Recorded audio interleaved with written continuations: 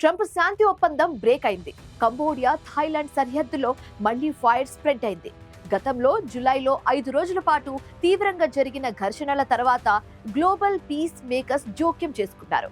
America అధ్యక్షుడు Donald Trump personal గా involve అయి మలేషియా ప్రధాని అన్వర్ ఇబ్రాహీం మధ్యవర్తిత్వంతో శాంతి చర్చలు జరిపారు. అక్టోబర్లో కౌలాలంపూర్లో కాల్పుల విరమణ ఒప్పందంపై 2 దేశాలు సంతకాలు కూడా చేశాయి. అంత సద్దుమణిగింది అనుకునే లోపే ఉద్రిక్తతలు రీస్టార్ట్ అయ్యాయి. సోమవారం థాయ్ ఆర్మీ ప్రతినిధి మేజర్ జనరల్ వింథై సువారి కంబోడియా సరిహద్దులో తాము వైమానిక దాడులు ప్రారంభించినట్లుగా కన్ఫర్మ్ చేశారు. 2 దేశాలు ఒకరిపై ఒకరు తీవ్ర ఆరోపణలు చేసుకుంటున్నాయి.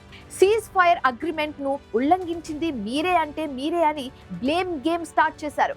గతంలో కాల్పులు ఉద్రిక్తతలకు కారణమైన బార్డర్ డిస్ప్యూట్ కి తోడు ఇప్పుడు ట్రంప్ పీస్ ట్రీటీ ఉల్లంఘన కూడా తోడైంది. థాయిలాండ్ ఎయిర్ ఫోర్స్ వాడుతూ సీరియస్ అటాక్స్ ప్రారంభించడం పరిస్థితులు ఏ క్షణంలో అయినా చేజారే అవకాశం ఉందని నిరూపిస్తుంది. అంతర్జాతీయంగా పొలిటికల్ అండ్ డిప్లొమాటిక్ కమ్యూనిటీ ఇప్పుడు మళ్ళీ యాక్టివేట్ కావాల్సిన అవసరం ఉంది. లేదంటే ఈ చిన్నపాటి సరిహద్దు వివాదం మళ్ళీ ఒక కంప్లీట్ స్కేల్ కాన్ఫ్లిక్ట్ కు దారి తీసే ప్రమాదం ఉంది. రీజనల్ స్టెబిలిటీకి ఇది బిగ్గెస్ట్ థ్రెట్ అని చెప్పొచ్చు. పరిస్థితులు మళ్ళీ ఎటువైపు దారి తీస్తాయో చూడాలంటే లెట్స్ వెయిట్ అండ్ సీ.